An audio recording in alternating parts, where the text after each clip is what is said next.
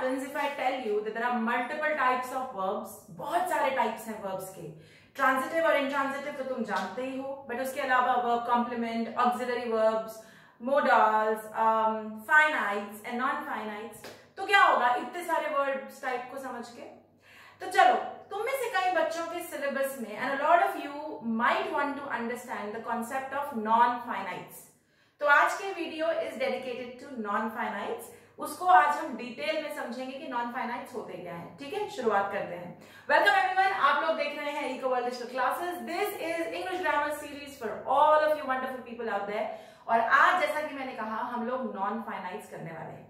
But before I start types of non-finites, पहले तो यही समझें कि फाइनाइट वर्ब क्या होता है और non-finite वर्ब क्या होता है. ओके, तो चलो देखो, फाइनाइट शब्द का मतलब है लिमिटेड. इनफाइनाइट या नॉन फाइनाइट का मतलब है जो लिमिटेड नहीं है.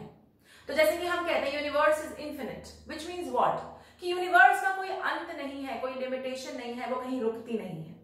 सिमिलरली पीपल आर फाइनाइट, हमारी लाइव्स आर फाइनाइट एक्चुअली, मतलब हमारा जीवन नंबर्ड है, हम फॉरएवर नहीं जीने वाले, लिमिटेड है. तो जो चीज लिमिटेड है उसे बोलते हैं फाइनाइट, जो चीज लिमिटेड नहीं है उसे बोलते हैं, जिसमें कोई रुकावट लिमिटेशन नहीं है, उसे बोलते हैं नॉन फाइनाइट. अब फाइनाइट वर्ब्स क्या है और नॉन फाइनाइट वर्ब्स क्या है ये भी समझते हैं. So look at this example, he likes to ईट.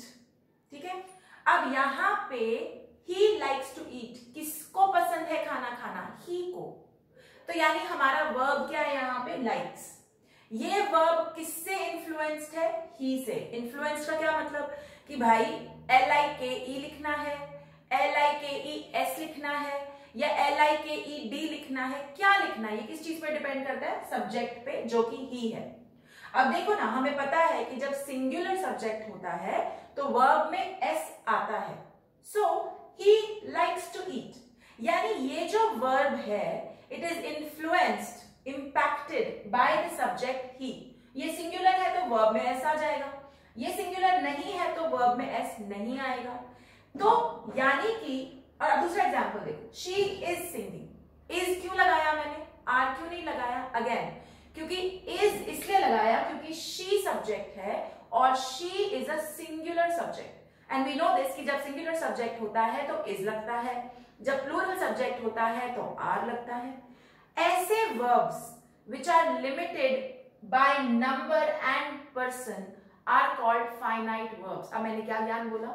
ऐसे verbs which are limited by number, number मतलब एक है, दो है, सिंगुलर है, प्लूरल है, या फिर person मतलब he, she, they, them, it, we, क्या लिखा हुआ है, प्रोनाउन क्या है, जो इन चीजों से इंपैक्ट होते हैं, जिनका फॉर्म, जिनकी फॉर्मेशन इन चीजों से इंपैक्ट होती है, यानी नंबर सिंगुलर या प्लूरल से या pronoun he, she, they, them से, उन्हें हम कहते हैं फाइनाइट वर्ब्स.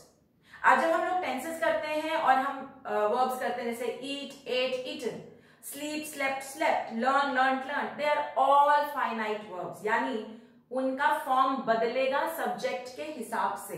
देखो ना, he learns, they learn, you learn, बदल रहा है ना. तो सिंगुलर के साथ s आता है, प्लूरल के साथ s नहीं आता वर्ब में, और अगर दे लिखा हुआ है तो यानी प्लूरल चल रहा है तो प्रोनाउन के साथ भी बदलता है ना. तो जिन वर्ब्स का रंग, रूप, फॉर्मेशन नंबर यानी सिंगुलर, प्लूरल और प्रोनाउन यानी कि पर्सन से बदलता है, उन्हें हम कहते हैं फाइनाइट वर्ब्स. जनरली हम जो वर्ब्स पढ़ते हैं आर फाइनाइट वर्ब्स. ठीक, तो फिर ये टॉपिक क्या है, फिर नॉन फाइनाइट्स क्या है? जो वर्ब्स नंबर यानी सिंगुलर, प्लूरल या पर्सन यानी प्रोनाउन से इंपैक्ट नहीं होते, उनकी फॉर्मेशन पे उसका कोई असर नहीं पड़ता, उनको हम कहते हैं नॉन फाइनाइट्स. अब एग्जांपल लो, I would love to eat, I would love to eat, यहां पे नॉन फाइनाइट है टू ईट. अब टू ईट पे क्या फर्क पड़ा कि आई लिखा है या शी लिखा है कि दे लिखा है? देखो करके देखते हैं. I would love to eat same. She would love to eat same. They would love to eat same. यानी ना तो किसी प्रोनाउन से चेंज हो रहा है, पर्सन का फर्क नहीं पड़ रहा, और ना ही सिंगुलर प्लूरल का फर्क पड़ रहा है. क्लियर है?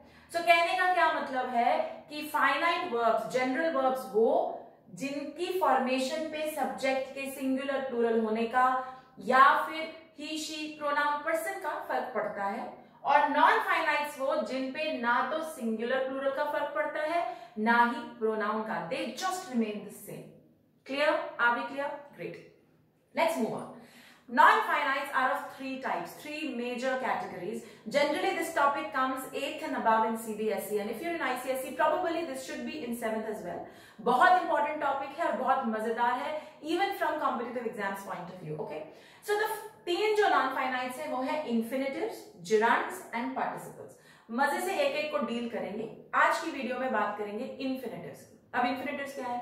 इन्फिनेटिव वो वर्ब है जो टू प्लस वर्ब का फॉर्मेशन लेता है, कुछ नहीं है, to plus first form of verb, to eat, to sleep, to sing, to walk, action word verb लगाओ उससे पहले टू लगा दो तो वो इन्फिनेटिव बनता है। ठीक है, अब इन्फिनेटिव यूज कैसे होता है, इसके रूल्स क्या है वो करते हैं। पहला, इन्फिनेटिव का सबसे पहला यूज है as a subject of the sentence, यानी सेंटेंस के सब्जेक्ट की तरह शुरुआत में वो यूज हो रहा है। एग्जाम्पल बोर्ड पे है, to err is human, err मतलब गलती करना, तो गलती करना ही इंसान की फितरत है। To err is human, to err लग गया इन्फिनेटिव स्टार्टिंग में सब्जेक्ट की तरह।